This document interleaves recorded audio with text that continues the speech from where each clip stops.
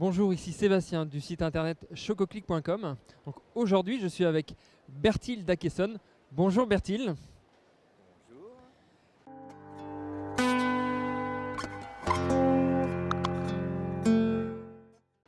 Là, il va nous raconter un petit peu son histoire.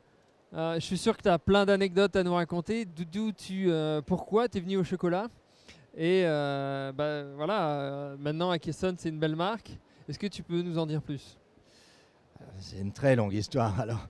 Mais bon, je suis venu au chocolat un peu par hasard, c'est-à-dire que j'ai toujours adoré ces pays d'Afrique, d'Amérique latine, d'Asie du Sud-Est et j'ai voulu travailler dans les matières premières. Mon chemin m'a d'abord guidé dans les minéraux industriels, puis on avait des sociétés familiales de Sisal. Et le gouvernement de Madagascar nous a forcés à racheter des terrains sur lesquels il y avait du cacao. Donc c'était vraiment par hasard. On s'est retrouvé avec du cacao et j'ai développé ces plantations où personne ne voulait de cacao de Madagascar il y a une quinzaine d'années. Et donc ça a été un travail de longue haleine pour convaincre des gens comme Valrhona, qui a été notre premier client, puis d'autres en Amérique comme Guitar et Scharfenberger. Et puis j'ai racheté les plantations, j'ai racheté d'autres plantations au Brésil. Je suis vraiment tombé amoureux de ce métier, de ce milieu surtout. Et j'ai concentré ma carrière exclusivement sur le cacao et le chocolat. Avec donc une plantation sur chaque continent et cette marque de chocolat. On a fait nos premiers chocolats en début 2009. Voilà. C'est une bien plus longue histoire et on peut aller dans les détails. Ça ferait l'objet d'une émission. Et justement, alors, tu as commencé par la plantation de Madagascar. Oui.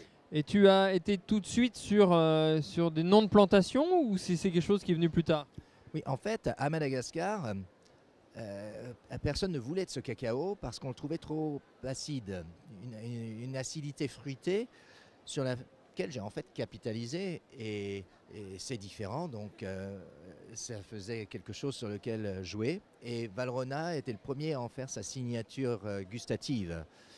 Et ensuite, avec tous les nouveaux chocolatiers qui se sont développés, ils cherchaient justement des crus différents et on s'est positionné comme une alternative qui a eu le succès qu'on connaît.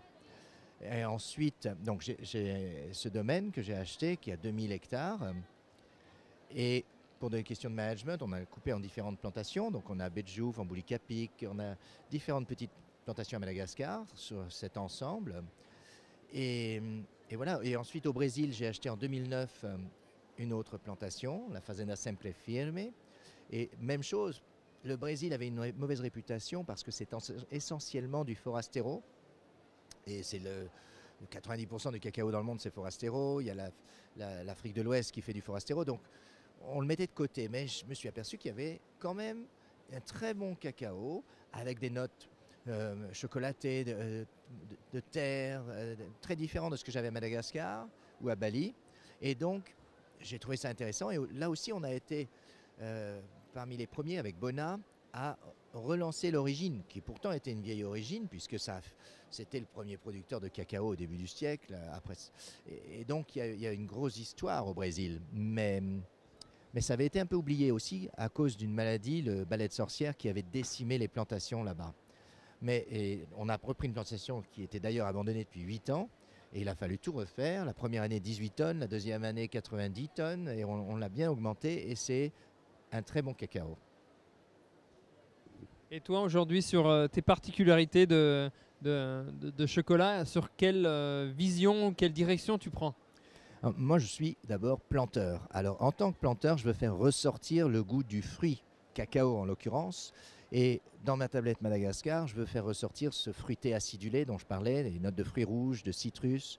Dans la tablette de Brésil, je veux faire sortir ce côté terrien, les feuilles mortes. Bali, c'est plus amer, avec les notes épicées. Et puis, une plantation de cacao, c'est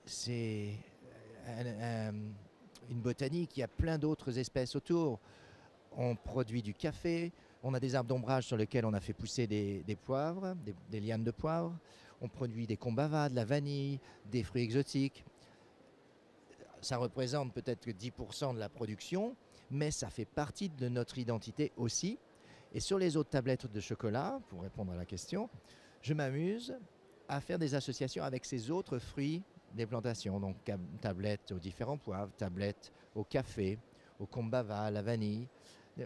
Et voilà. Donc c'est vraiment mélanger un petit peu toute la partie, On raconte l'histoire de la plantation. C'est l'histoire de la plantation. ce qui permet d'avoir vraiment sa personnalité propre à elle, quoi. C'est notre personnalité de planteur et notre vie de tous les jours, c'est être confronté à ces fruits, les développer, les replanter et les faire découvrir parce que beaucoup de gens ne connaissaient pas le Voici périphére, ne connaissent pas le kombava de Madagascar. Et c'est un plaisir de partager parce que le chocolat, c'est d'abord quelque chose à partager. Et c'est ça l'histoire. Mon histoire, c'est le partage d'un art de vivre, d'une passion entre les planteurs jusqu'aux chocolatiers, les chocolatiers jusqu'aux retailers. Et c'était vraiment une communauté particulière. Et c'est ça vraiment qui m'a le plus